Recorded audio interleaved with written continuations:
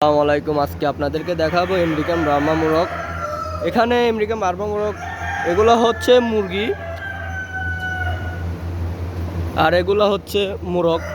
এই মোরগটা প্রায় 6 থেকে 7 কেজি ওজনের।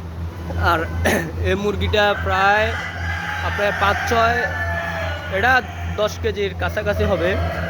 এগুলো হচ্ছে আমেরিকান ব্রাহ্মা মোরগ। এগুলো পালন করতে হলে আপনাকে আগে তাপমাত্রা নিয়ন্ত্রণ করতে হবে। তাপমাত্রা নিয়ন্ত্রণ না করতে পারলে আপনি মুরগি পালন করতে পারবেন না।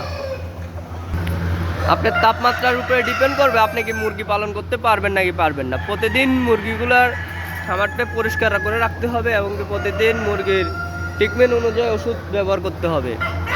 এখানে অনেক জাতের মোরগ আছে, কিন্তু আজকে আপনাদের সাথে আলোচনা করতেছি আমেরিকা ব্রাহ্মা মোরগ নিয়ে।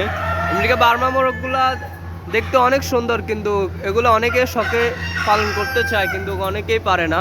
এগুলো পালন করতে হলে আপনাকে আগে সর্বপ্রথমে আগেই বলছি তাপমাত্রা নিয়ন্ত্রণ করতে হবে। তাপমাত্রাই আপনার সব কিছু।